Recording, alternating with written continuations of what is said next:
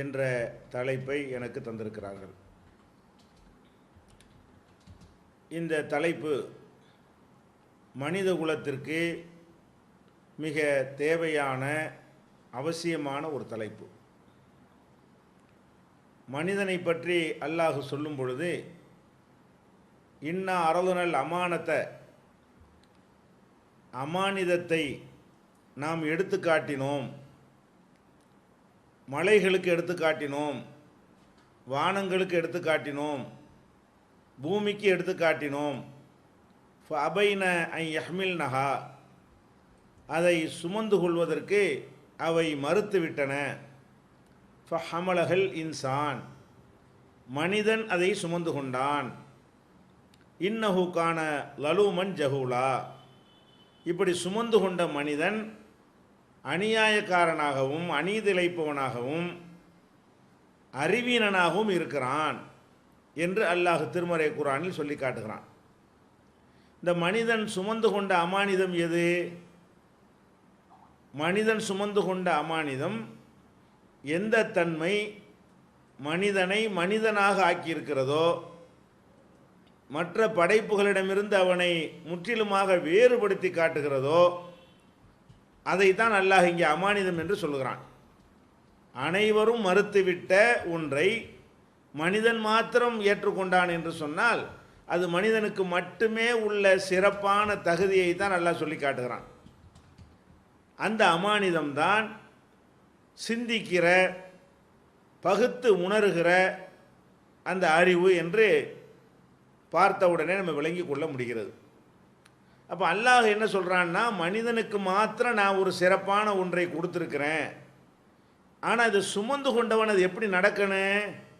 இவ்வளவு சிறந்த ஒரு பொருளை சரியான முறையில் அவன் கையாள வேண்டும். சரியான முறையில் கையாளாகாமல் அந்த அமானிதத்திற்கு அநீதிழைப்பவனாக இருக்கிறான். அந்த அமானிதத்தை சரியாக பேணவில்லை என்று சொன்னால் அவன் மூடனாகவும் ஆகிவிடுவான். அப்போ மூடனாக ஆகாமல் தடுக்கக்கூடியதாக இந்த அமானிதம் அமைந்திருக்கிறது. அதனால தான் இன்னஹு கான லலூமன் ஜஹூலா, இவன் ஒரு அநியாயக்காரனாகவும் இருக்கிறான்.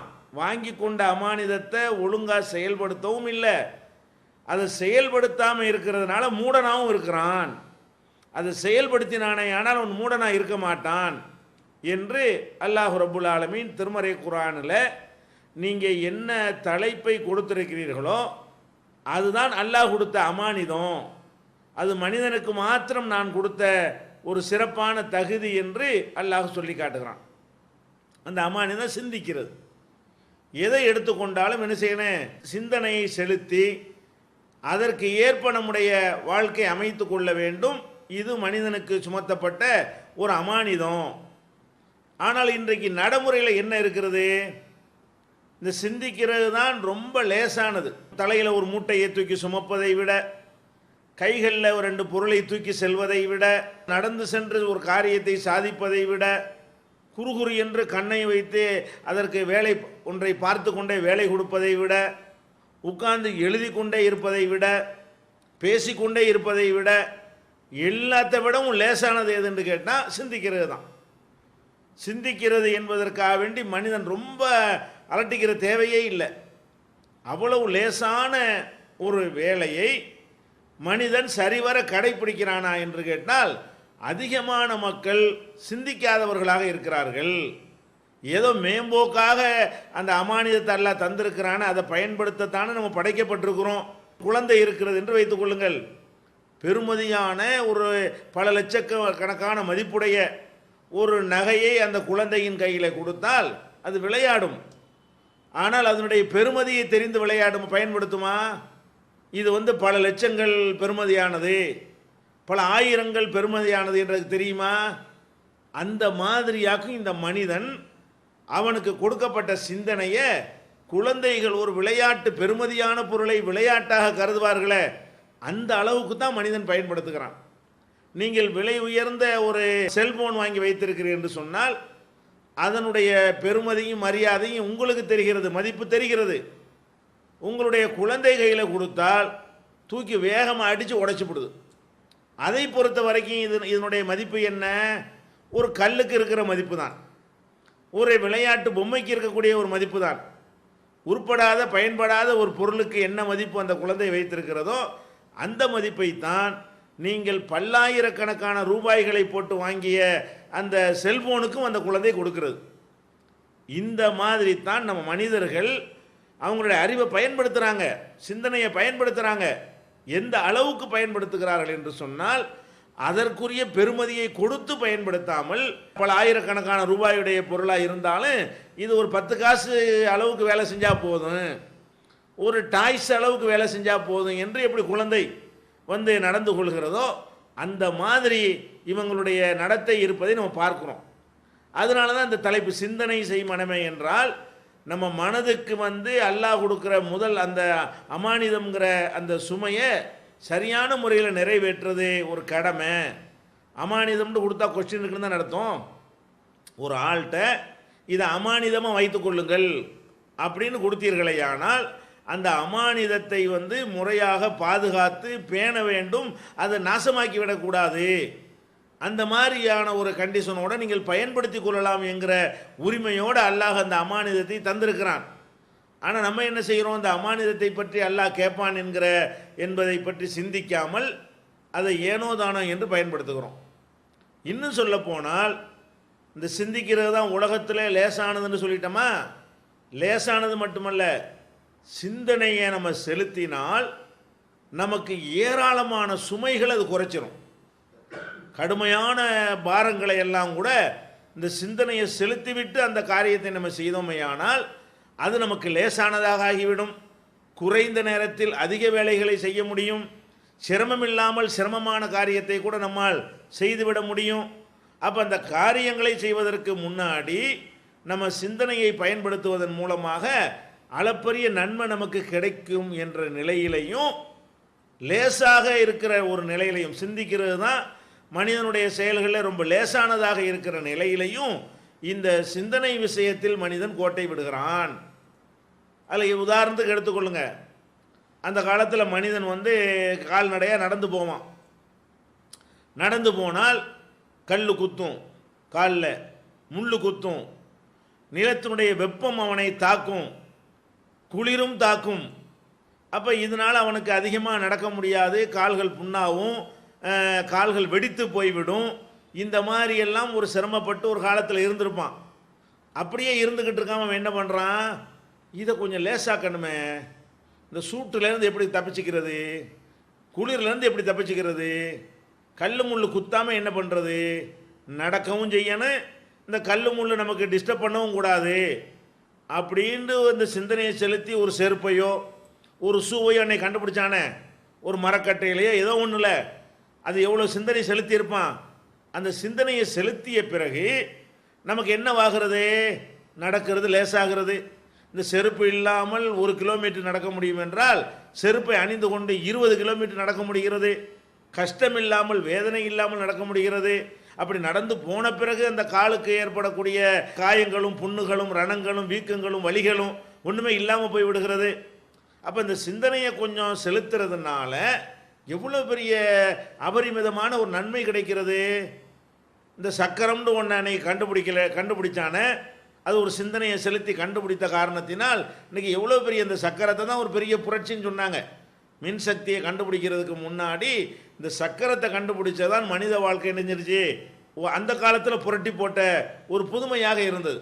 இந்த சக்கரம்னு ஒன்று கண்டுபிடித்த பிறகுதான் பயணம் லேசானது, சீக்கிரமாக வேகமாக செல்ல முடிந்தது. மனிதனுக்கு இயற்கையாக எந்த வேகத்தில் செல்வானோ அதை விட வேகமாக போகிறான், கஷ்டம் இல்லாமல் சிரமம் இல்லாமல். ஓடுவது இழுக்கிறதுலாம் அடுத்த ஆள் தலையில் கட்டி விட்டுட்டு அவன் பாட்டு கையை கட்டிட்டு உட்காந்துருக்கான், அது பாட்டுக்கு போய்கிட்டு இருக்கிறது. அது மாட்டு வண்டியாக இருந்தாலும் சரி, எந்திரங்கள் கொண்ட வண்டியாக இருந்தாலும் சரி, இதெல்லாம் ஒருத்தர் சிந்திச்சு தானே கண்டுபிடிச்சான். ஒருத்தனோ பலரோ சிந்தித்து மூளைக்கு வேலை கொடுத்து இந்த மாதிரி நம்ம கஷ்டப்படக்கூடாதுன்னு நினச்சான்னு சொன்னால் எவ்வளோ அற்புதமான ஒரு நன்மையை மனித குலத்துக்கு பெற்று தந்துட்டான். இப்போ நம்ம இதே மாதிரி தான் நம்முடைய வாழ்க்கையில் ஒவ்வொரு காரியத்தை செய்வதற்கும் செய்கிறதுக்கு முன்னாடி கொஞ்சம் அப்படி சிந்தனை மூளைக்கு கொஞ்சம் வேலையை கொடுத்து, இது நல்லதா, இதை செய்யலாமா, இதை இப்படித்தான் செய்யணுமா, இதை விட இன்னும் நல்லா செய்யலாமா, இப்படி செஞ்சால் அதனுடைய ரிசல்ட் என்ன வரும், இதை அப்படி செஞ்சால் அதனுடைய ரிசல்ட் என்ன வரும், இந்த 2 ரிசல்ட்டில் எது நமக்கு நல்லது, எது குறைந்த சிரமமாக தரக்கூடியது, எது குறைந்த செலவில் கிடைக்கக்கூடியது, எது அதிகமான நன்மை தரக்கூடியது, இப்படின்னு கொஞ்சம் நேரத்துக்கு யோசனை செய்து விட்டு அந்த காரியத்தை செய்தால் நமக்கு ரொம்ப நேரம் மிச்சம். முரட்டுத்தனமாக போய் செய்வதை விட இப்படி செஞ்சோன்னு வைங்க எவ்வளோ எளிதாக ஆகிவிடும். கீழே கிடக்கிற ஒரு பொருளை செங்கலை வந்து மேலே தூக்கிட்டு போகிறதுக்காக வேண்டி மாடிக்கு தூக்கிட்டு போகிறது ஒவ்வொரு கல்லையாக ஏறிக்கிட்டு போனால் எவ்வளோ சிரமப்படணும். கீழே நின்றுக்கிட்ட யோசனை பண்ணி நம்ம இந்த சிரமம் இல்லாமல் இந்த கல்லை கொண்டு போகணும், அதிகமான கல்லை கொண்டு போகணும்னு நினச்சான்னு சொன்னால் ஒரு கயிறை தொங்க விட்டு கயிறு வழியாக என்ன செய்யலாம், ஒரு உருளையை போட்டு ஏற்றுனான்னு சொன்னால் சரசரசன்னு அது பாட்டுக்கு என்ன செய்யும், மேலே போய்கிட்டு இருக்குமே. கிணத்துல இறங்கி தண்ணியை மூண்டு படிப்படியாக ஏறி வருவதை விட நின்ற இடத்துலேருந்து இறக்கி ஒரு சுற்றணும், அதுவும் சக்கரம் தான், சக்கரத்தினுடைய நன்மை தான். அப்போ இப்படிலாம் ஒரு ஐடியா பண்ணுற காரணத்தினால நன்மை அதிகமாக இருக்குது. சிந்திக்கிற காரணத்தினால் நம்முடைய 95% உழைப்பு, 95% பணம், 95% நேரம் மிச்சமாகிறது. சிந்தித்து ஒரு காரியத்தை நம்ம ஆற்றக்கூடிய நேரத்தில் அது லேசான செயலாக இருந்தாலும் அதிலிருந்து கிடைக்கக்கூடிய பயன்கள் வந்து ரொம்ப அபரிமிதமாக இருக்கிறது.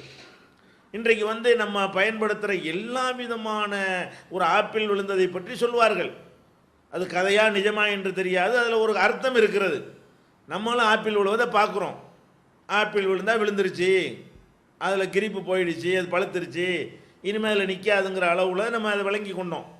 ஒருத்தன் என்ன பண்ணுறான், அதே மேலேருந்து கீழே விழுவுது, அது என்ன காரணம்னு யோசிக்கும் பொழுது அப்போ ஈர்ப்பு சக்தி என்று ஒன்று இருக்கிறது இப்படின்னு ஒருத்தன் கண்டுபிடிக்கிறான். அந்த ஈர்ப்பு சக்திங்கிற கண்டுபிடித்த பிறகு தானே நவீன வாகனங்கள் அது ஈர்ப்பு சக்தியை மிஞ்சுவது எப்படி, இந்த ஈர்ப்புடைய அளவு என்ன, இந்த அளவை மிகிக்கிறதுக்கு என்ன பண்ணணும், இப்படியே அவன் சிந்திச்சுக்கிட்டே போன காரணத்தினால தான் இது எல்லாமே நமக்கு கிடைத்திருக்கிறது. இன்றைக்கி நவீன உலகத்தில் நம்ம பயன்படுத்தக்கூடிய அனைத்து சாதனங்களுமே சில பேர் தங்களுடைய சிந்தனைக்கு வேலை கொடுத்த காரணத்தினால் தான் நமக்கு கிடைத்திருக்கிறது. அப்போ நம்ம வாழ்க்கை சிந்தனை வெறும் விஞ்ஞானத்தை மட்டும் சிந்தனை நினைச்சிக்க கூடாது. சாதாரண சின்ன சின்ன ஒரு விஷயத்தை கூட என்ன செய்யலாம், சிந்திக்கலாம். சோறாக்குறதுல கூட சிந்திக்கலாம். சிந்திச்சு சோறாக்கினால் சமைத்தால் அதுக்கு ஒரு கணக்கு இருக்கிறது. சிந்திக்காமல் செய்தால் அதற்கு ஒரு அதனுடைய ரிசல்ட்டுக்கு வித்தியாசம் இருக்கிறது. அப்படி நம்ம என்ன ஒரு காரியத்தை செய்வதாக இருந்தாலும் அல்லாஹ் அமானிதமாக வழங்கி இருக்கிற அந்த சிந்தனையை அதை பயன்படுத்தி நம்ம செய்தால் அது நம்முடைய வேலையை லேசாக்கும், அது சிரமம் இல்லாமல் ஆக்கிவிடும் என்கிற காரணத்தினால தான் நம்ம இந்த சிந்தனை செய்வதை பற்றியே என்ன செய்ய வேண்டி இருக்கிறது, பேச வேண்டி இருக்கிறது. அப்போ சிந்தனையை வந்து நம்ம எந்த ஒரு விஷயத்துக்கு என்ன செய்யணும், மூளைக்கு வேலை கொடுத்துக்கிட்டே இருக்கணும். அப்போ இந்த சிந்தனைண்டா என்ன, முதல்ல சிந்திக்கிறேன்டா எப்படி, சிந்தனை செய்ய சொல்லியாச்சு, சிந்திச்சு தான் ஒரு காரியத்தை இறங்கணும் அப்படிங்கிறத நம்ம அறிந்து கொண்டோம். சிந்திக்கிறதுனா என்ன, சில பேர் சிந்திப்பான், சிந்திக்கிறதுங்கிற பேரில் சிந்தனையை மழுங்க செய்கிற வேலையெல்லாம் அவன் சிந்தனை நினச்சிக்கிட்டு செய்வான். என்ன செய்வான், ஒரு பாத்ரூமுக்கு போய் மலை ஜலம் கழிக்கிறதுக்காக போனால் அதுலேருந்து வருவதற்கு 3 மணி நேரம் ஆகும். குளிக்கிறதுக்கு போவான், குளிச்சுட்டு வர்றதுக்கு அந்த தண்ணி தொட்டியில் உள்ள தண்ணி பூரா காலியாயிரும், 4 மணி நேரம் கழித்து வருவான். அப்போ இதெல்லாம் என்னென்னு கேட்டால் இவனும் ஒரு சிந்தனையை தான் பயன்படுத்துகிறான். தப்பா, அதுக்கு பேர் சிந்தனை கிடையாது. என்ன பயன்படுத்தினான், உடம்புல அழுக்கு இருக்கும், அழுக்கு போக்குறதுக்காக குளிப்போம், அல்லது ஒரு ஃப்ரெஷ்ஷாக ஆவதற்காக வேண்டி என்ன செய்வோம், வந்து குளிப்போம். இதான இதனுடைய நோக்கமாக இருக்காங்களே, வெப்பத்தை குறைத்து கொள்வதற்காக வேண்டி என்ன செய்வோம், குளிப்போம். அப்போ இந்த மாதிரி ஒரு நோக்கத்துக்கு செய்யும் பொழுது ஒரு கணக்கு இருக்குது. ஒரு அழுக்கு இருந்தால் தேய்ச்சா ஒரு 4 வாளி ஊற்றுனா போயிடும். இதுதான் சாதாரண ஒரு விஷயம். இன்னும் போகலை சிந்திக்கிறாராம், இன்னும் அழுக்கு இருக்குன்னு நினைக்கும் பொழுது இது வந்து வசுவாசி. இதுக்கு பேர் சிந்தனை என்று சொன்னால், சிந்தனைக்கு உள்ள முதல் விஷயம் என்னன்னு கேட்டால் அது உண்மையின் மீது நிறுவப்பட்டிருக்க வேண்டும். அதான் சிந்தனை. சிந்திக்கிறதா தான் என்ன செய்யணும், அதை வந்து சிந்திச்சு பார்த்து பேய உண்டாக்குறது. சிந்திச்சு பார்த்து சிந்திக்கிறான், சிந்தித்து பார்த்து அவன் கண்டுபிடிச்சலாம் என்னது, பேய், பிசாசு, பில்லி, சூனியம், மாயம், மந்திரம்னு கண்டுபிடித்திருக்கிறானே தவிர இதுக்கு பேர் சிந்தனை கிடையாது. சிந்தனை என்று சொன்னால் எந்த ஒரு சிந்தனையாக இருந்தாலும் அது உண்மை இருந்தால் தான் அதுக்கு பேர் சிந்தனை. உண்மையை கண்டுபிடிக்கிறதுக்கு தான் வந்து சிந்திக்க வேண்டும்.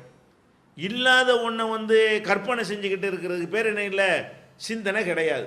அப்போ நம்ம ஃபஸ்ட்டு சிந்திக்கிறதுனா என்னன்னு கேட்டால் எந்த ஒரு காரியத்தில் இறங்கினாலும் இது உண்மையைத்தான் நம்ம கண்டுபிடிக்கிறோமா, அதில் உண்மையைத்தான் அறிய போகிறோமா என்கிறதுலே கவனமாக இருக்க வேண்டும்.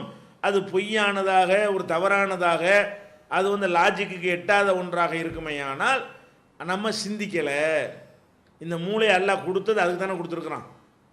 அல்லாஹ் எதுக்கு கொடுத்துருக்குறான்னா இதை வச்சு இது உண்மையா பொய்யா அதை கண்டுபிடிச்சிக்க, இது சரியா தவறான்னு கண்டுபிடிச்சிக்க என்பதற்கு தான் அல்லாஹ் அதை தருகிறான். அப்போ நம்ம சிந்தனை என்பதனுடைய முதலாவது என்னன்னு கேட்டால் உள்ளதை கண்டறியணும், இருக்கிறத தேடணும். இதுதான் சிந்திக்கிறதுனுடைய முதலாவது ஒரு விஷயம்.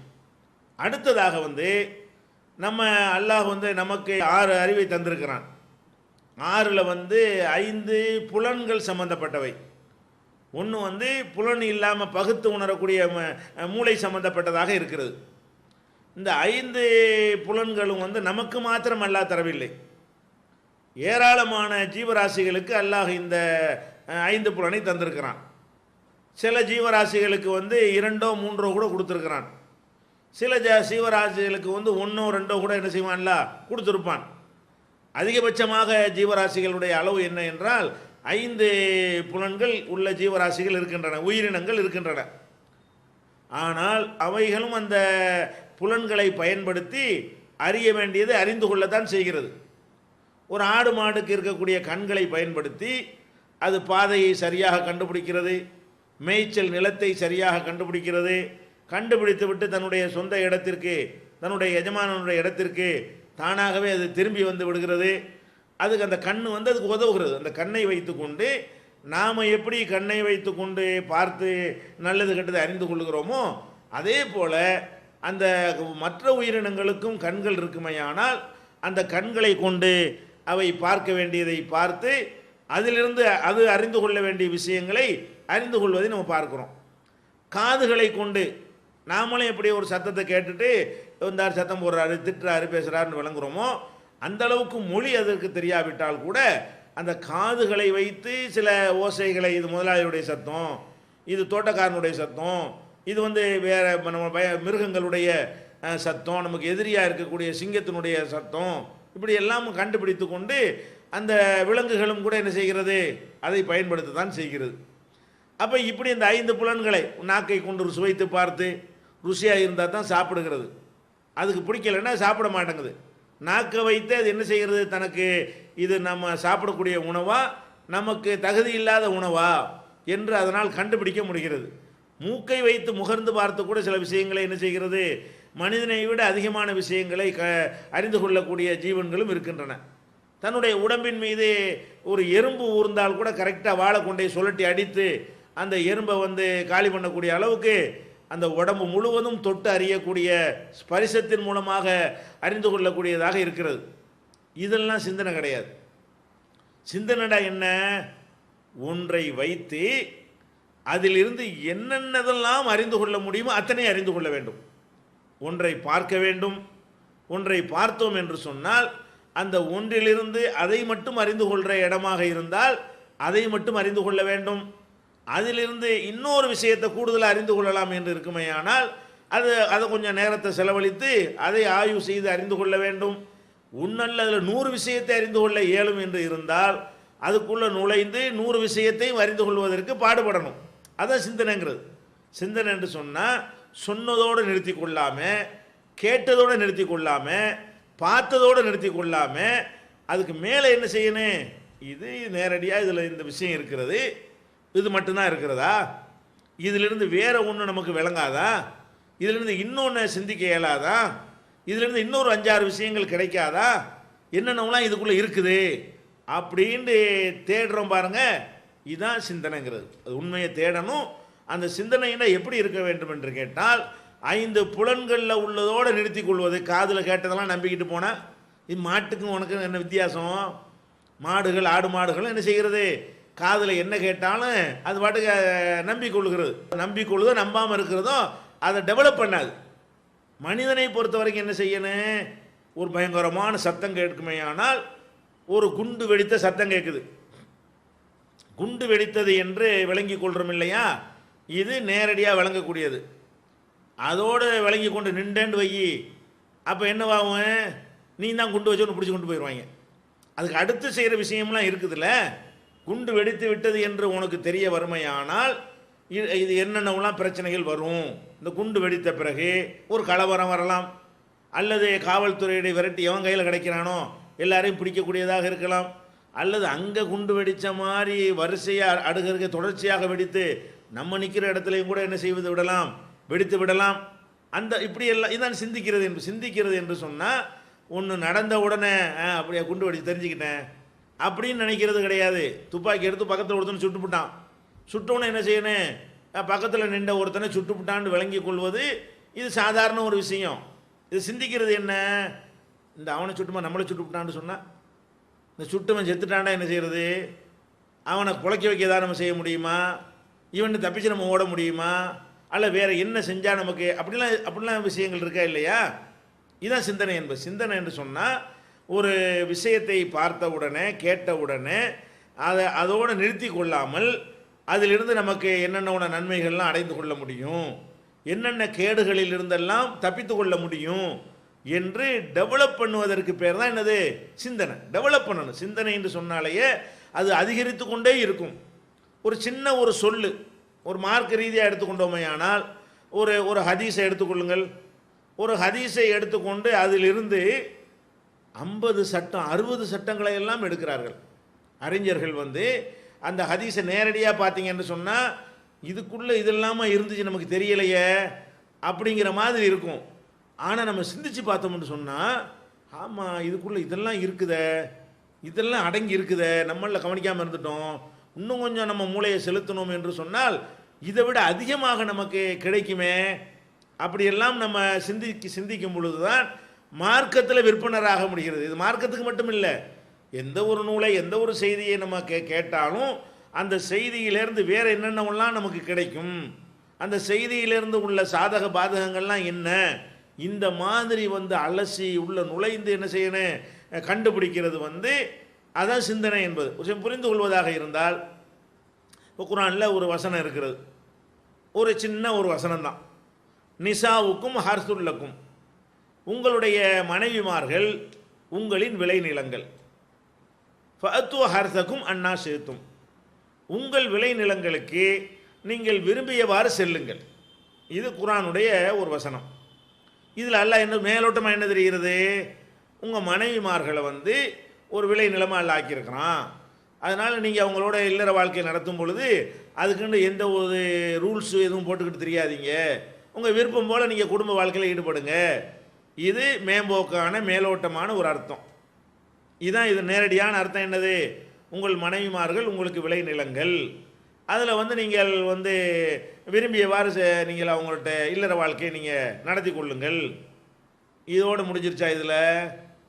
இதில் நம்ம கவனத்தை செலுத்தணும் என்று சொன்னால் நிறைய விஷயங்கள் நமக்கு என்ன செய்கிறது, கிடைக்கிறது. என்னவெல்லாம் கிடைக்கும்? அப்போ குடும்ப வாழ்க்கையுடைய நோக்கம் என்னவென்று சொன்னால் சந்ததிகளை பெருக்குவது. விளைநிலம் நல்லா சொல்கிறான்ல, விளைநிலம்னால என்ன அர்த்தம், சந்ததிகளை பெருக்கி நமக்கு பேர் சொல்வதற்கு பிள்ளை, நம்முடைய தள்ளாத வயசில் நம்மளை கவனிப்பதற்கு பிள்ளை, இந்த மாதிரியான ஒரு நோக்கம்தான் பிரதானமானது.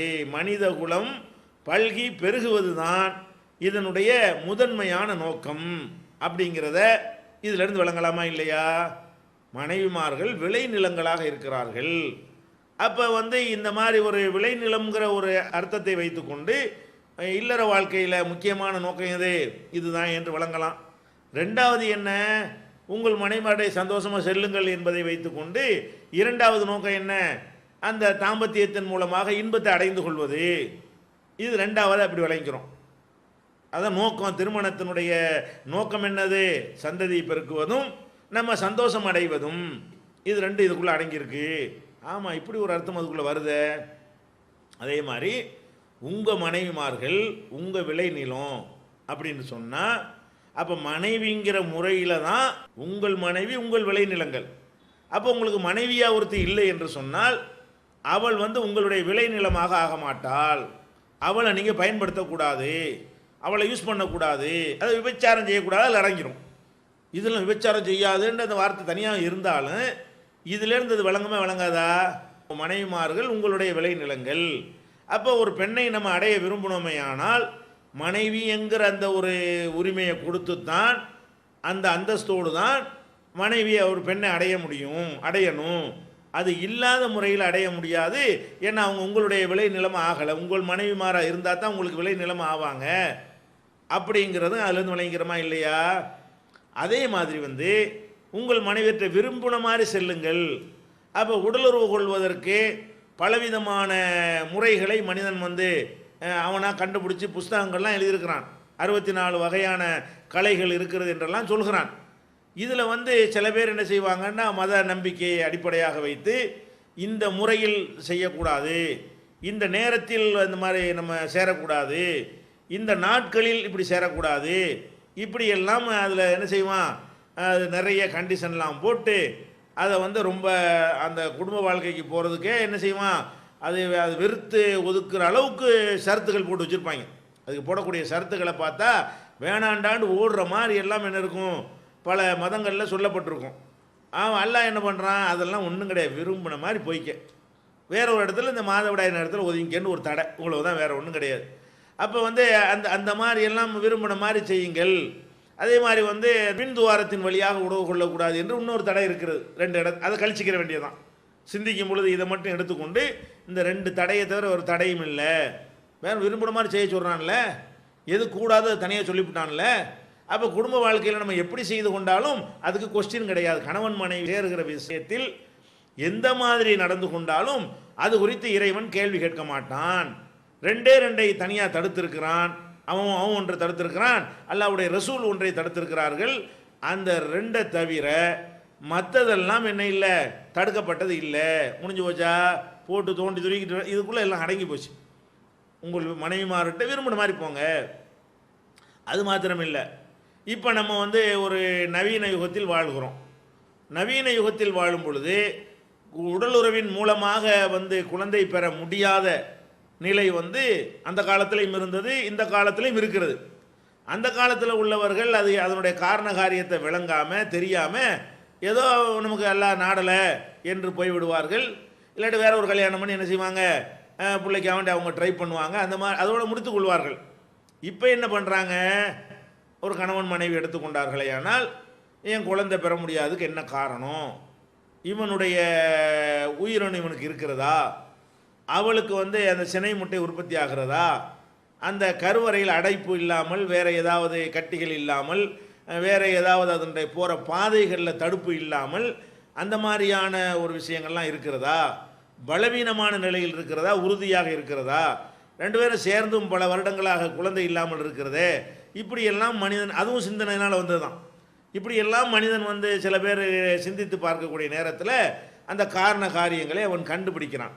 கண்டுபிடிச்சு என்ன செய்கிறான், அப்போ இந்த ஒரு ஆணுடைய விந்தில் உருவாகக்கூடிய அந்த உயிரணுக்கள் அதுவாக நீந்தி செல்வதற்கு முன்னாடியே அது கொஞ்சம் பலவீனமாக இருக்கிறதுனால இடையில செத்து போய்விடும். அப்போ கடைசி வரைக்கும் அந்த நீ போய் சேர்ற வரைக்கும் இருக்காது. அந்த மாதிரி இருக்கக்கூடிய நேரத்தில் அந்த உயிரணுக்களை எடுத்து நம்ம கற்பறையில் செலுத்தணும் என்று சொன்னால் அது தடை இல்லாமல் உள்ளே சென்று விடும். அதில் ஏதோ பிரச்சனை இருந்தால் அந்த மாதிரி குழந்தையை உண்டாக்கலாம் அப்படின்னு கண்டுபிடிக்கிறான்ட்டு வைங்க. இது செய்யலாமான்னு கேட்டால் இந்த ஆயத்தில் இருக்கல செய்யலாமலான்றலாம். ஏன், விளை நிலம் உன் விளை நிலம், நீ உன்னுடைய விந்து துளியிலிருந்து எடுக்கக்கூடிய உயிரணு விரும்பின மாதிரி எல்லாம் என்ன செய்ய சொல்கிறான், உங்களுடைய விவசாயத்தை பண்ணிக்கிறங்கிறான். இதில் என்ன தப்பு இருக்குது, நம்ம விந்துலேருந்து நம்ம மனைவியுடைய கர்ப்பப்பையில் ஒரு குழந்தையை உண்டாக்குவது இது எப்படி தப்பாகும், இந்த வசனத்தில் அனுமதியே இருக்குதே அப்படின்னு நம்ம என்ன செய்கிறோம், விளங்கி கொள்கிறோம். அல்லது அந்த பெண்ணுடைய கர்ப்பப்பை பலவீனமாக இருக்கும்.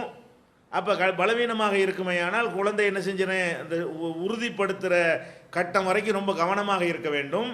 அப்படி இல்லை என்று சொன்னால் 1 மாதம் 2 மாதத்தில் களைஞ்சிரும். இந்த மாதிரி நடந்தால் என்ன பண்ணுறான், அப்போ நம்ம கொஞ்சம் உறுதிப்படுற பருவம் வரைக்கும் நம்ம வெளியில் வச்சு அதை வளர்க்குவோம்.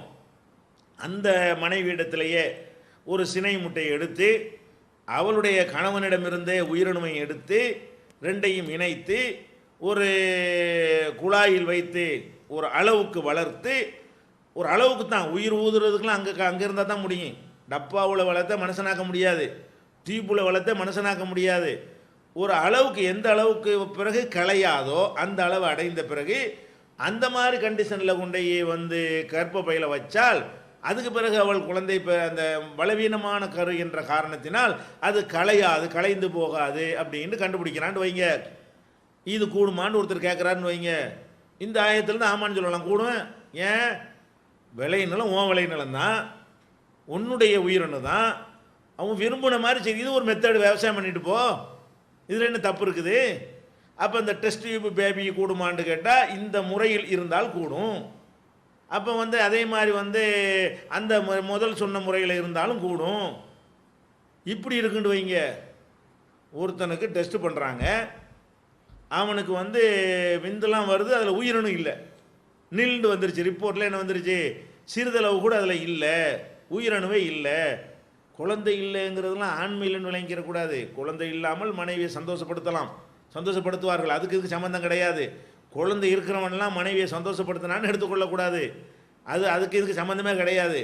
ஆனால் என்ன செய்யுது, ஒருத்தனுக்கு அவனுக்கு குழந்தை இல்லை, அவனுக்கு என்னடான்னு பார்த்தா அந்த விந்து எடுத்து ஆய்வு பண்ணி பார்த்தோம்னா அதில் உயிரணு இல்லை. உயிரணு இல்லாட்டி என்ன பண்ணுறது? எந்த ட்ரீட்மெண்ட்டுனாலையும் அவனுக்கு குழந்தை உருவாகாது. எந்த ஒரு ட்ரீட்மெண்ட்டுனால, எந்த வைத்தியத்தினாலையும், எந்த விதமான நவீன மெத்தடை பயன்படுத்தினாலும் சரி, உயிரணு நில்லு இருக்கிறத 10 இருந்தால் 20 ஆக்கலாமே தவிர, 20% இருந்தால் அதை 40% ஆக்கலாமே தவிர, அது ஒரு விதை இருக்கிறது, அதில் முளைக்கக்கூடிய தன்மை இருந்தால் தான் என்ன செய்யலாம், அதை கொஞ்சம் அதுலேருந்து எப்படியாவது உரத்தை கிரத்தை கூட குறைய போட்டு முளைக்க வைக்கலாம். வேக வச்சு அவிச்சு எடுத்துட்டோம்னா அதில் அதாவது இருக்கவா செய்யும். ஒரு கொண்டக்கலை நல்லா வேக வச்சுட்டு அதை கொண்டே நீங்கள் புதைச்சி வச்சு என்னத்தை உயர்ந்த ரகமான உரத்தை போட்டாலும் முளைக்குமா? அப்போ முளைக்கிறதுக்கு என்ன வேணும்? அதில் ஜீவன் சக்தி கொஞ்சமாச்சும் இருக்கணும். ஒருத்தனுக்கு அந்த உயிரணுவே அறவே இல்லைன்னா ஒன்றும் செய்ய முடியாது. அப்போ என்ன பண்ணுறாங்க? அப்போ ஒரு முறையை கையாளுறாங்க. 2 வாட்டி சம்மதம் கேட்டு, நாங்கள் இந்த விந்துக்கள் எமையவனுடைய விந்துக்கள்லாம் எடுத்து நாங்கள் பேங்கு வச்சுருக்குறோம், நல்ல திடகாத்திரமாக ஆரோக்கியமான ஆளுடைய உயிரணு உங்களுக்கு வேணும்னு சொன்னால் நாங்கள் அதை தர்றோம். இந்த உயிரணுவை உங்கள் மனைவியுடைய கருவறைகளை செலுத்தி நீங்கள் பிள்ளை பெற்றுக்கிறலாம் அப்படின்னு சொல்கிறான். இதை கூடுமான்னு கேட்டால் இந்த வசனம் வச்சு கூடாதுன்றலாம். ஏன்? உன் மனைவி உனக்கு தான் விளை நிலம், வேற எவனுக்கு விளை நிலமாகுது. இப்போ மனைவி உன் மனைவி, உன் மனைவியாக இருக்கிறவளுக்கு உன்னுடைய உயிரணுவின் மூலமாகத்தான் குழந்தை பெறணும். உனக்கு அது இல்லைங்கிறதுனால இன்னொருத்தனுடைய உயிரணுவை கொண்டே குழந்தை பெற்றெடுத்தால் அது எப்படி உன் குழந்தையாக இருக்குது? நீ எப்படி அதுக்கு அப்பனாவ? உன் பொண்டாட்டி அம்மாவாகலாம், அந்த குழந்தைக்கு அம்மாவாக இருக்கலாம். நீ எப்படி அதுக்கு தகப்பனாக முடியும்? அப்போ தகப்பனாக முடியாது. அப்போ இதில் என்ன விளங்குறது? உன்னுடைய மனைவி தான் உனக்கு விளை நிலமாக இருக்கணும், உன் மனைவி உனக்குத்தான் விளை நிலமாக இருக்கணும். அப்போ வேற ஒருத்தனுக்கு விளைநிலம் என்பது இது விபச்சாரம் என்கிற ஒரு வகை, அதில் மறைமுகமான ஒரு தன்மை இருக்கிறது. இது கூடுமான இது கூடாதுன்னுருவோம். இந்த ஆயத்து சின்ன வசனம் தானே, இது புரிந்து கொள்வதற்காக சொல்கிறேன். எத்தனை கேள்விகள்லாம் கேட்குறாங்கன்னா ஆன்லைன் பேஜில் கூட பாருங்கள், ஆயிரக்கணக்கான 5000 கேள்வி இருந்துச்சுன்னு சொன்னால் 5000 ஆதாரம் அதில் காட்டியிருக்குன்னு பாருங்கள். இருக்காது. ஒரு 300 ஆதாரத்துலாம் அம்புட்டுமே அடங்கியிருக்கிறது, ஒரு 500 ஆதாரத்துக்குள்ளே தான் அம்புட்டு அடங்கியிருக்கிறது. அந்த கேள்விக்கு தகுந்த மாதிரி சிந்திச்சோம்னா என்ன செய்யும்? அதுக்கும் பதில் இருக்குது. இன்னும் அதே ஹதீஸ் இன்னொன்றுக்கும் பதிலாக இருக்கும், அதே ஹதீஸ் இன்னொருக்கும் பதிலாக இருக்கும். கொஞ்சம் மூளைக்கு கொஞ்சம் வேலை கொடுக்கணும். அந்த தன்மை இருக்குதா என்று பார்க்க வேண்டும். அப்போ இது என்ன செய்கிறோம்? இது சரியில்லை.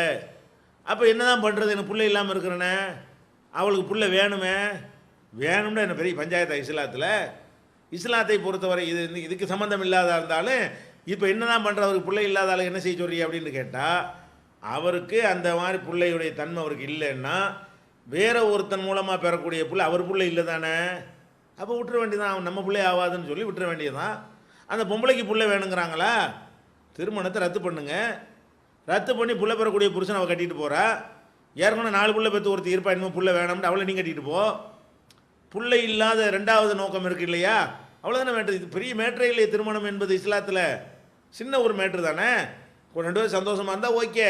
இல்லையா, உனக்கு குழந்தை வேணும், எனக்கு குழந்தை தர முடியாது, ஆனால் எனக்கு ஒரு சுகத்துக்கு ஒரு பெண்ணு வேணும். அப்போ நான் என்ன செய்கிறேன்? குழந்தைய வேணான்னு நினைக்கக்கூடிய, தேவையில்லை நினைக்கக்கூடிய ஒரு பெண்ணை நான் திருமணம் செய்து கொள்கிறேன்.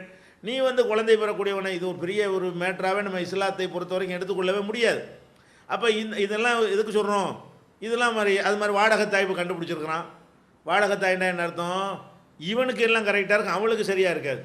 இவனுக்கு உயிரினுக்கு எல்லாம் கரெக்டாக இருக்கும், அவளுக்கு என்ன இருக்காது, அது வந்து கர்ப்பப்பை வந்து சரியாக இருக்காது, அதில் கர்ப்பப்பையை எடுத்துருவாங்க, அவளுக்கு புள்ள வேணும். அப்போ என்ன பண்ணுறது, அவளுடைய முட்டை எடுத்து இவனுடைய உயிரினமை எடுத்து ரெண்டு சரிதான், யாரோ ஒரு பொம்பளையை கூப்பிட்டு நீ வந்து எங்கள் பிள்ளைய நீ வந்து பெற்று தந்தின்னு சொன்னால் உனக்கு வந்து என்ன செய்வோம், நாங்கள் இவ்வளோ ரூபா தருவோம், இவங்க கண்ட்ரோலில் வைத்து இவங்க நல்ல புஷ்டியான உணவுலாம் கொடுத்து, இதெல்லாம் பெரிய பெரிய கோடீஸ்வரங்களுக்கு அப்படி செய்கிறாங்க, கோடீஸ்வர குடும்பங்களில்.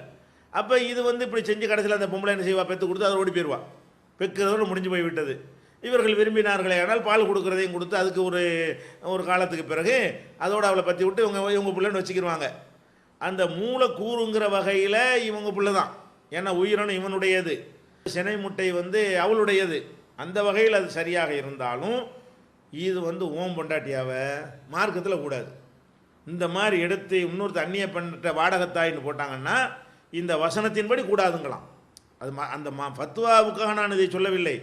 இந்த வசனம் சொல்கிற கருத்து என்ன, உங்கள் மனைவி தான் உங்களுக்கு விளைநிலம், இவன் எவ்வளோ ஒருத்தி, உனக்கு எப்படி விளைநிலமாக இருப்பா, இது வந்து சரியில்லை. அந்த விளைநிலம்ங்கிற ஒரு சின்ன ஒரு உதாரணத்தை எல்லாம் போட்டு அதில் என்னென்ன நீங்கள் அதில் சந்திக்கிறீங்க, இது நான் சொன்னது ஒன்று குறைவாக சொல்லியிருக்கிறேன். இதை ஒரு அளவுக்கு நம்ம சிந்திச்சா என்ன செய்யும், இன்னும் அதிகமான விஷயங்களுக்கெல்லாம் கூட தீர்வு கிடைக்கிது. ரிலேட்டிவாக என்ன மேட்ரு என்ன வசனம் கிடைக்கிதுன்னு ஒரு பிரச்சனை வந்த உடனே இதுக்கு ரிலேட்டிவான வசனம் என்னவாக இருக்கும், இதுக்கு ரிலேட்டிவான ஹதீஸ் என்னவாக இருக்கும் அப்படின்னு சிந்திச்சு பார்த்தோம்னா என்னவாயிரும், அதில் கிடைக்கும், வண்டி வண்டியாக கிடைக்கும். நீங்கள் புரிந்து கொள்வதற்காக நான் சொல்கிறேன். இப்போ புகாரி என்கிற ஒரு நூல் வந்து மொழிபெயர்த்து உங்களுக்கு வந்து விட்டது, வந்துருச்சுன்னு சொன்னால் இந்த புகாரியை நீங்கள் எடுத்து பார்த்தீங்கன்னா அதில் 7000 சுமார் 7000 ஹதீஸ்கள் நம்பர்கள் முன்ன பின்ன வந்து மனிதர்கள் போட்டுக்கிட்டுன்னு வைங்களேன், அது புகாரியே போட்ட நம்பர் கிடையாது. அதனால் நம்பரில் வந்து முன்ன பின்ன இருக்குன்னு வைங்க, ஹதீஸ் அவ்வளவுதான் 7000 ஹதீஸ்னு வைங்களேன். இந்த 7000 ஹதீஸ் இருக்கிறது, இந்த 7000 ஹதீஸ் நம்பரில் தான் 7000 இருக்கே தவிர பிரித்து எடுத்து பார்த்தீங்கன்னா அது 7000 ஹதீஸ் கிடையாது. ஒரு 1200 300 ஹதீஸ் தான் அதில் இருக்கும், பாக்கி எல்லாம் டபுள் என்ட்ரி ட்ரிபிள் என்ட்ரி தான்.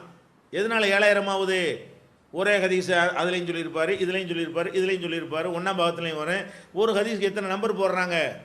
அப்போ புகாரியில் இருக்கக்கூடிய ஹதீஸுகளுடைய எண்ணிக்கைன்னு எடுத்து பார்த்தீங்கன்னு சொன்னால் ஒரு 1500 வேண்டாம் தேரும். மீதி உள்ளதெல்லாம் என்னது, ஒரு ஹதீஸை 1வது ஹதீஸாகவும் போட்டிருப்பார், 1வது ஹதீஸாக எதை போட்டாரோ அதை 48வது ஹதீஸாகவும் போட்டிருப்பார், 1வதாகவும் 48ஆகவும் இருக்கிறத வந்து 2324ஆகவும் போட்டு புரிஞ்சுக்க. இந்த உதாரணத்துக்காக சொல்கிறேன், இப்படி தேடி பார்த்து நம்பர் இல்லைன்னு கூடாது. அப்போ ஏதாவது அந்த மாதிரி ஒவ்வொரு நம்பர்லையும் 6000 போட்டிருப்பார். ஒரு ஹதீஸு வந்து 10 இடத்துலலாம் இருக்குது, சில ஹதீஸு 30 இடத்துலலாம் இருக்கிறது, சில ஹதீஸு 2 இடத்துல 3 இடத்துலலாம் இருக்கிறது.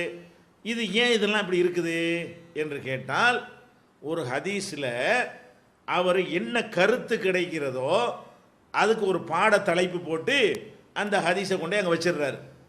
அப்போ அந்த ஒரு கருத்து தான் அவருக்கு ஓடுனுச்சின்னு வைங்க, இந்த டபுள் என்ட்ரிலாம் வந்திருக்காது, ட்ரிபிள் என்ட்ரிலாம் வந்திருக்காது.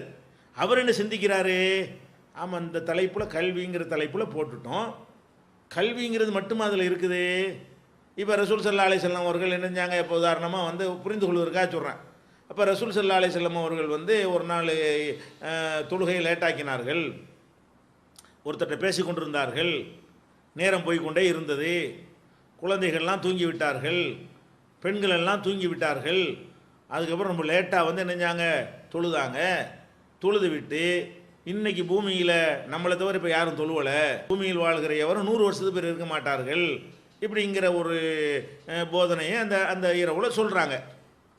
இது ஒரு ஹதீஸு. இதில் எவ்வளோ சட்டம் எடுக்கலாம், சிறுவர்கள்லாம் தூங்கி விட்டார்கள்னு வருது. அப்போ சிறுவர்களை பள்ளிவாசலுக்கு கொண்டு வரலான்ட்டு அது ஒரு சட்டம். சிறுவர்கள் பள்ளிக்கு வரலாமா, இந்த ஹதீஸை போட்டுருவார். பெண்கள்லாம் வந்து தூங்கிட்டாங்கன்னு வருது, அப்போ பெண்கள் இரவு தொழுகைக்கு வரலாம், அதுக்கு இந்த ஹதீஸை பெண்கள் வரலாமாங்கிற பாடத்தில் இந்த ஹதீஸை வந்து போடுவார். தொழுகையுடைய நேரத்தை தாமதமாக்கலாமா அப்படின்னு அதுக்கு இதை போடுவாருங்க. மக்கள்லாம் காத்து தூங்குற அளவுக்கு ஆயிடுச்சு, ரசூல்லா என்ன செய்கிறாங்க, அதை லேட் பண்ணுறாங்க, அந்த பாடத்தில் இந்த ஹதீஸை கொண்டே போடலாம். இன்னும் எந்த இடத்துல எல்லாம் போடலாம், அவர் ரசூல் ஸல்லல்லாஹு அலைஹி வஸல்லம் எதுக்காக வேண்டிய தாமதப்படுத்தினாங்கன்னா ஒரு முக்கியமான ஒரு ஆள்கிட்ட பேசிக்கிட்டு இருக்கிற காரணத்தினால பக்து போகிற அளவுக்கு தாமதப்படுத்திடக்கூடாது. பக்தி இருக்குமே ஆனால் அதை கொஞ்சம் தள்ளி போடலாம், இது பெரிய மேட்ரு கிடையாது. தொழுகைக்குன்னு உள்ள வக்தை தாண்டிடக்கூடாது, நேரம் இருக்கணும். அசர் நேரம் இருக்கிறது, அசர் தொழுகை நேரத்தில் ஒரு முக்கியமான ஒரு முதலமைச்சருடைய ஒரு ஆளோ நம்மளை பார்க்கணுன்னு ஓடியான்ட்டாங்கன்னு வைங்க, ஒரு பேச்சுக்கு நம்மளை பார்த்து இங்கே வரப்போகிறாங்க, பேச்சுக்கு சொல்கிறேன், வந்துட்டாங்கன்னு சொன்னால் இவங்க தொழுதுட்டு வர்றோன்னு சொல்ல வேண்டிய அவசியம் கிடையாது.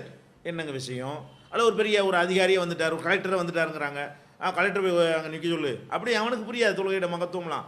நம்ம வக்து தொழுகை விட்டுறாத அளவுக்கு என்ன செய்யணும், வக்து முடியாத அளவுக்கு கொஞ்ச நேரம் அவன்கிட்ட 10 நிமிஷம் பேசிட்டு 4:10 காம சொல்கிறத 4:30 சொல்லிக்கிறலாம்.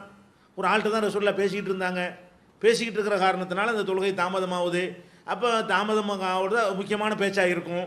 அந்த முக்கியமான ஒரு பேச்சுக்காக வேண்டிய என்ன செய்யலாம், இமாமு லேட் பண்ணார்னா உன்னை எதுக்கு பேசிமாமா வச்சிருக்குன்னு கேட்கக்கூடாது. அதுக்கெல்லாம் அந்த அதிச ஆதாரமாகுமா இல்லையா, அதுக்கு ஆதாரமாகும். அதே மாதிரி என்ன விளங்குறது, அந்த இஷா தொழுகை என்பது ரசூலுல்லாஹ் காலத்தில் ரொம்ப லேட்டாகலாம் தொழுவலை, துவக்க நேரத்தில் தொழுதுருவாங்க. இன்னைக்கு லேட்டாக தொழுத காரணத்தினால தான் இப்போது யாரும் பூமியில் தொழுவலைன்னு சொல்கிறாங்க.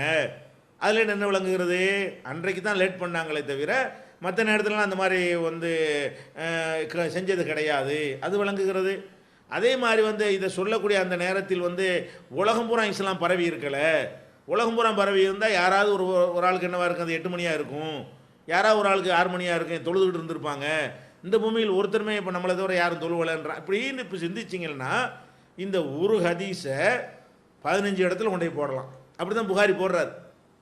அதனால தான் புகாரியில் என்ன இருக்குது, நம்ம புகாரியை பொறுத்து இவர் மதுஹப் இமாம்களை விட ரொம்ப மட்ட மாதிரியும் சும்மா ஹதீஸை எடுத்து தொகுத்து புக் பண்ணி பெயிண்டிங் பண்ணி தந்த ஆள் மாதிரி நினைக்கிறாங்க. அவர் பெரிய ஜீனியஸ். அவர் புகாரி இமாம் என்பவர் வந்து பெரிய சிந்தனையாளர். ஹதீஸை வந்து எல்லா ஹதீஸ் அறிஞர்களும் வந்து அறிவிப்பாளரோடு நிறுத்தி கொள்வார்கள், ஆய்வுக்குள்ளே போக மாட்டார்கள், ஆய்வை எல்லாம் அங்கே தள்ளி விடுவார்கள். யார்கிட்ட, அதுக்கு தனி அறிஞர்கள் இருக்காங்கண்டு. 2 கலைகளையும் சேர்த்து பிரகாசித்தவர் யார், புகாரி இமாம். அப்போ எதுக்கு இதை சொல்கிறோம்னு கேட்டால், அந்த புகாரி எடுத்துக்கிட்டே என்ன செய்யலாம், என்னடா ஒரு மனுஷன் ஒரு ஹதீஸ் ஒரே ஒரு ஹதீஸு இதுக்கும் இது ஆதாரம் காட்டுறாரு, அதுக்கும் ஆதாரம் காட்டுறாரு, அதெல்லாம் இதில் இருக்க போய் தானே காட்டுறாரு, ஹதீஸ் ஒன்று தான், அவ்வளோ மேட்டரில் இருக்க போய் தானே. இதுக்கு தான் சிந்தனை என்பது. சிந்தனை என்று சொன்னால் உன்னில் என்ன இருக்குது அவ்வளவையும் போய் உள்ள நுழைஞ்சு எடுத்துடணும். உன்னில் 1000 கூட கிடைக்கும், உன்னில் 500 கூட கிடைக்கும். அப்போ அதுக்குள்ளே என்னென்னலாம் இருக்கிறதோ அதையெல்லாம் கண்டுபிடிக்கணும், உள்ள நுழைந்து என்ன செய்யணும், கண்டுபிடிக்கணும். அதுதான் சிந்தனை. உண்மையாகவும் இருக்க வேண்டும், அதில் என்ன செய்யணும், உள்ளே நுழைந்து விட வேண்டும். என்னென்னலாம் இருக்குது என்பதில் உள்ளே நுழைந்து விட வேண்டும். இதுதான் சிந்தனை. சிந்தனையுடைய முக்கியமான அம்சம் முதல் சொல்லிட்டோம், ஒன்றுலேருந்து இன்னொன்று கண்டுபிடிக்கிறது. இப்போ உதாரணமாக எல்லா மதத்தவர்களும் வந்து கடவுளை நம்புகிறாங்க. மதம்டால கடவுள் தானே, கடவுள் இல்லாத மதம் இருக்குமா, இருக்காது. எல்லா மதத்திலும் கடவுளை நம்பினாலும் நம்மளும் நம்புகிறோம். ஆனால் மற்றவர்கள் நம்புவதுக்கு நம்ம நம்புறதுக்கு என்ன வேறுபாடு என்று கேட்டிங்கன்னா, மற்றவர்கள் நம்புவது வந்து சிந்தனை அடிப்படையில் உள்ள ஒரு நம்பிக்கையாக இருக்காது. நாம் நம்புவது எப்படி இருக்கும் என்று சொன்னால் சிந்தனை அடிப்படையில் எடுத்த ஒரு நம்பிக்கையாக இருக்கும். எப்படி இதை சொல்கிறோம், அவங்களே ஒரு ஒரு ஒரு கல்லை எடுக்கிறார்கள், அவங்களே அதை செதுக்குகிறார்கள், அது ஒரு பாறையாக இருந்தது அவங்களுக்கு தெரிகிறது, அவங்க தான் அதை வந்து ஒரு வடிவம் கொடுத்தார்கள், அது அவங்களுக்கு தெரிகிறது, அது நீ தான் கடவுளுங்கிறாங்க. இவங்களா செய்து வைத்து விட்டு நீ தான் கடவுள் அப்படிங்கிறாங்க. மாட்டை பார்த்து கடவுளுங்கிறாங்க, பன்னியை பார்த்து கடவுளுங்கிறாங்க, சூரியனை பார்த்து கடவுளுங்கிறாங்க. இதெல்லாம் கடவுளுங்கிறாங்களே. அப்போ இந்த கடவுளை நம்புகிறாங்க. எப்படி நம்புகிறாங்க, மூளைக்கெல்லாம் வேலை கிடையாது, ஏதோ கடவுள்னு ஒன்று வேணும், அதுக்கு சக்தி இருக்குதா, அது இருக்குமா, அது செய்யுமா, செய்யும் நம்ம நம்ப முடியுமா, அப்படியெல்லாம். அது எத்தனை தான் என்ன, அதுலேயும் என்ன கணக்கு, கடவுள் எத்தனை இருக்கலாம், அது இதையும் வச்சுக்க, இது கடவுள் இதையும் வச்சுக்க, இந்த அது அதையும் வச்சுக்க, 1000 வச்சுக்க அப்படின்னு சொல்லி என்ன செய்கிறாங்க, 33 கோடி இருந்தால் நமக்கு என்ன இருந்துட்டு போகுதே அப்படின்னா, இந்த கடவுள்னாலும் என்னென்னு விளங்குறது கிடையாது. ஏதோ ஒரு பாரத்தை தூக்கி தள்ளுவதற்கு ஒன்று வேணும், நம்முடைய சுமையை இறக்கி வைப்பதற்கு என்னமாவது ஒன்று வேணும், அது எதுவாக இருந்தால் என்ன, பாம்பாக இருந்தால் என்ன, பழுதாக இருந்தால் என்ன என்கிற மாதிரி தான் மற்றவர்களுடைய நம்பிக்கைகள்லாம் இருக்கிறது. நம்முடைய நம்பிக்கை என்ன, இந்த அகில உலகத்தையும் பார்க்குறோம், இது அதுவாக உண்டாக இருக்க முடியாது, இதை ஒருத்தன் படைச்சிருக்கணும், படைச்சவனை போய் நம்ம படைக்க இயலாது, நம்மளையெல்லாம் படைச்சவன் அவனுடைய வடிவம் நம்ம கொடுக்க முடியாது. அப்போ இதெல்லாம் இல்லாமல், அப்படி ஒரு சூப்பர் பவர் இல்லாமல் இது உண்டாகியே இருக்க முடியாது. இவ்வளோ பெரிய அண்ட சராசரங்களும் அல்லது அதில் உள்ள சிஸ்டங்களும் ஒழுங்குகளையும் பார்க்கக்கூடிய நேரத்தில் அதெல்லாம் வந்து தன்னால் என்ன செய்யாது, உண்டாக இருக்காது. அதையெல்லாம் படித்த ஒரு சூப்பர் பவர் ஒருத்தன் இருப்பான், அவன் நம்மளோட பெரியவனாக இருப்பான், நம்மளை விட வலிமை உள்ளவனாக இருப்பான், நம்மளை விட எந்த பலவீனமும் அற்றவனாக இருப்பான், நம்மளை விட அத்திக்க நினைத்ததை எல்லாம் சாதிக்கக்கூடியவனாக இருப்பான், நமக்கு தேவையான தரக்கூடியவனாக இருப்பான், நம்மை கண்ட்ரோல் பண்ணுறவனாக இருப்பான், நினைத்தால் நம்ம அழிக்கக்கூடியவனாக, இதெல்லாம் இருந்தால் தான் கடவுளாக இருக்க முடியும். இப்போ இதுவும் ரெண்டு ஒன்றாகுமா? ஒரு கள்ளத்துக்கு வச்சுட்டு கடவுள் என்று சொல்வதும், இப்படியெல்லாம் இருப்பவன் தான், என்னை விட பெரியவனாக இருப்பவன் தான் எனக்கு கடவுளாக இருக்க வேண்டும், என்னை படைத்தவன் தான் கடவுளாக இருக்க வேண்டும் என்று எங்கே கொண்டே நிப்பாட்டுது? நம்முடைய கடவுள் நம்பிக்கை கூட சிந்தனை அடிப்படையில் தான் என்ன செய்கிறது, உருவாக்கப்பட்டதாக இருக்கிறது. இதான் சிந்தனை. நம்ம நம்புகிற இஸ்லாமியர்கள் கடவுளை நம்பினார்களேயானால் அது ஏதோ அப்பன் பாட்டன் சொன்னான் என்பதற்காக நம்புவதில்லை. சில பேர் அப்படி நம்புகிறார்கள். அது சரியான நம்பிக்கை கிடையாது. அல்லாஹ் என்ன செய்கிறான்? யத்தஃபக்கரூன ஃபீ ஹல்கி ஸமாவாத்தி வல் அர்த், வானங்களும் பூமியும் படைக்கப்பட்டிருக்கிற விஷயத்திலே தங்கள் சிந்தனையை செலுத்தி, ரப்பனா மா ஹலக்த ஹாதா பாத்திலா, இறைவா இது நீ வீணுக்காக படைக்கப்படவில்லை, சுப்ஹானக நீ எந்த அப்பழுக்கும் இல்லாதவன் என்று சொல்வார்கள். அப்போ இறைவனை எப்படி கண்டுபிடிப்பாங்களாம்? இறைவனை அப்பன் சொன்னாங்கிறதுக்கா இறைவன் சொல்ல மாட்டாங்களாம். ஆத்தா சொல்லி தந்தா என்பதற்காக இறைவனை ஏற்றுக்கிற மாட்டாங்களாம் முஸ்லீம்கள். எப்படி தான் ஏற்றுக்கிறணுமா? எத்தஃபக்கரூன சிந்திப்பார்கள், மூளைக்கு வேலை கொடுப்பார்கள். ஃபீ ஹல்கி ஸமாவாத்தி வல் அர்த், வானங்களையும் பூமியையும் படைக்கப்பட்டிருக்கிறத அதில் மூளைக்கு வேலை கொடுத்து, என்னடா இது இப்படி இவ்வளவு சொல்ல முடியாதுங்க. வானத்தை பூமி இந்த அண்ட சராசரங்களை உங்களுடைய சிந்தனை செலுத்தினீங்கன்னா இறைவன் கண்ணு முன்னாடி நிற்கிற மாதிரி இறைவன் இருக்கிறான்னு தெரியும். பார்க்க இயலாட்டானே. இப்போ இது பெரிய பயங்கரமான ஒரு சூப்பர் பவர் தான் இவன் அப்படின்னு என்ன செய்யும், அல்லாஹ் பற்றி வழங்க முடியும். அதே மாதிரி இறைவன் தன்னை நிரூபிக்கிறதுக்கெல்லாம் என்ன பண்ணுறான்? ஒஃபில் அர்லி ஆயாத்துன் லில் மூக்கினீன் ஒஃபி அம்புசிக்கும் அஃபலா துப்சிரூன், இந்த பூமி முழுவதும் எண்ணற்ற சான்றுகளை நான் பரவ வைத்திருக்கிறேன் சிந்திக்கிற மக்களுக்காக வேண்டி. ஏன் அவ்வளோ தூரத்துக்கு போகிறீங்க? ஒஃபி அம்புசிக்கும், உங்களுக்கு உள்ளேயே ஏராளமான சான்றுகளை வைத்திருக்கிறேன், அஃபலா துப்சிரூன், சிந்திக்க மாட்டீங்களா? உன்னையே சிந்திச்சு பாருறா, அல்லாஹ் இருக்கிறது தெரியும். உன் கண்ணை சிந்திச்சு பாரு, உன்னுடைய மூக்கை சிந்திச்சு பாரு, இது என்ன காற்று போயிட்டு என்னென்ன வேலையெல்லாம் நடக்குன்னு பாரு, உன் நாக்குக்குள்ளே என்னென்ன வேலையெல்லாம் நடக்குன்னு பாரு, உன் தொண்டையில் என்ன நடக்குன்னு பாரு, மலைக்கூடலுங்கிறீங்க அதுக்குள்ளே என்னென்ன ஃபேக்ட்ரி என்னென்ன தொழிற்சாலையை நடந்து கொண்டிருக்குன்னு பாரு, எத்தனை செக்ஷன் அதில் இருக்குன்னு பாரு. இப்படி ஒன்றே சிந்திச்சோம். இதெல்லாம் செஞ்ச ஒருத்தன் எப்படி இல்லாமல் இருப்பான்? அப்போ அவன் ஒரு இருக்கிறான்ங்கிறதையும் நம்புகிறோம், அவன் சூப்பர் பவர் நம்புகிறோம், பெரிய ஜீனியஸுங்கிறதையும் நம்புகிறோம், அவனுக்கு நிகராக ஒன்றும் இல்லைன்னு நம்புகிறோம். இப்படி எதை நம்புதலாம்? நம்ம இஸ்லாத்தை பொறுத்த வரைக்கும் பொதுவாக கடவுள் நம்பிக்கை பகுத்தறிவின் அடிப்படையில் நிறுவப்படாது. எந்த மதங்களிலேயும் எந்த ஒரு மதங்கள்லையும் சிந்தனை அடிப்படையில் என்ன செய்யாது, கடவுள் கோட்பாடு வகுக்கப்பட்டது இருக்காது, கேள்வி கேட்காதுன்றவாங்க. இதுதான் கடவுள், இதுதான் கடவுள், ஏன் கடவுள், இதுதான் கடவுள், அவ்வளோதான். எதனால் இதை கடவுளுங்கிற? அதெல்லாம் கிடையாது, இது கடவுள், இதுதான் பதில். அப்போ இந்த மாதிரி சொல்லக்கூடிய ஒரு மார்க்கமாக நமக்கு ஆக்கியிருக்குதா? அப்போ இறைவனை பற்றி சொன்னால் கூட என்ன செய்யுது, விளங்கி சிந்திச்சு கடவுளை ஏற்றுக்கிறங்கப்பா.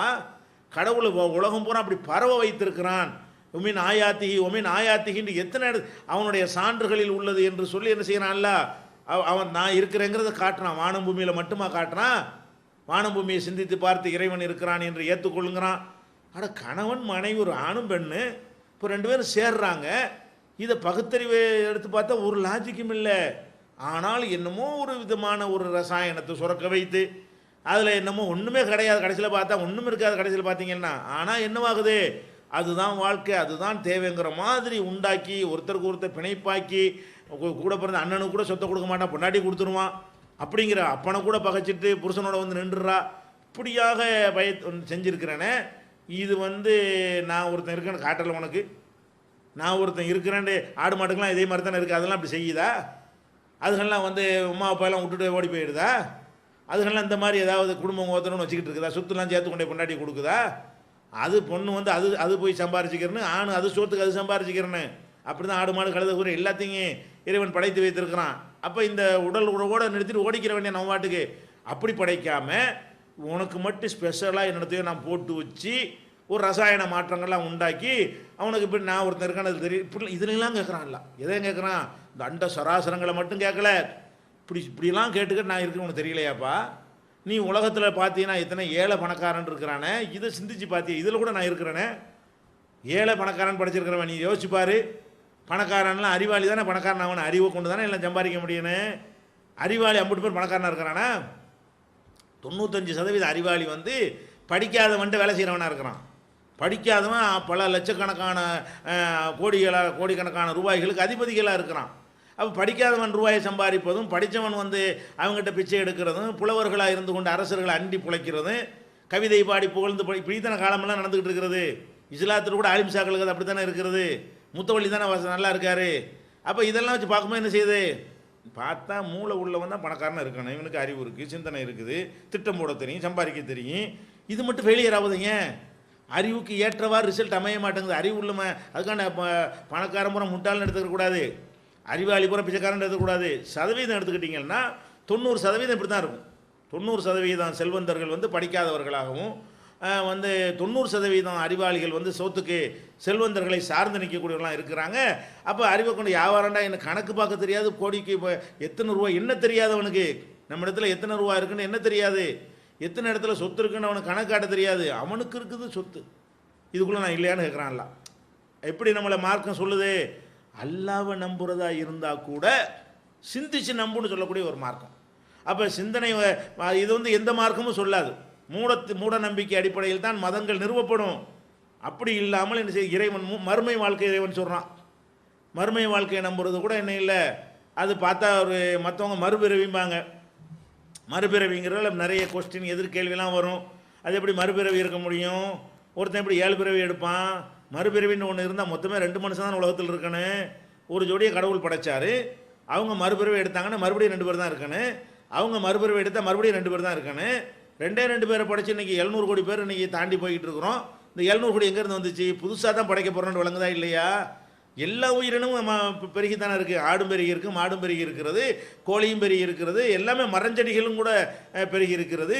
அப்போ எல்லாமே ஜாஸ்தி ஆகிட்டு இருக்கும் பொழுது எதுவும் எதுவாகவும் பிறக்கிறது கிடையாது, புதுசு புதுசாகத்தான் உண்டாகி கொண்டிருக்கிறதுன்ற அந்த அந்த நடைமுறை உண்மை இந்த மறுபிறவி என்பதை நினைஞ்சிருது பொய்யாக்கி விடுகிறது.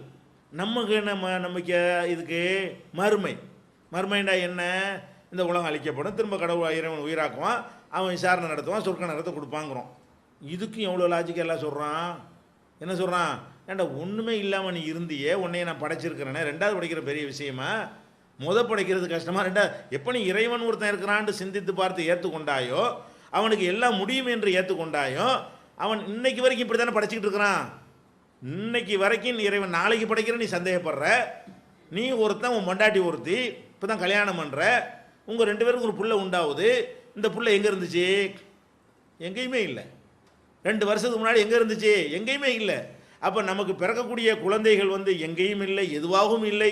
அப்படி இருந்து உண்டாகி இருக்கும் பொழுது நான் என்னுடைய ஸ்டைலே அதானப்பா, இல்லாமல் இருக்கிறத நான் படைச்சிக்கிட்டு இருக்கிறேன்.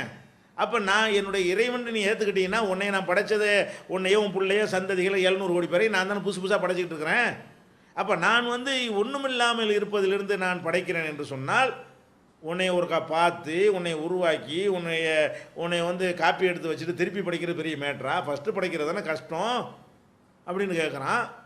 அப்போ வந்து இப்படியே அதை மறுமையை நம்புறது கூட அதுக்கும் லாஜிக், அதுக்கும் சிந்தனை, அதுக்கும் மூளைக்கு வேலை, அது மாதிரி சொல்கிறான்.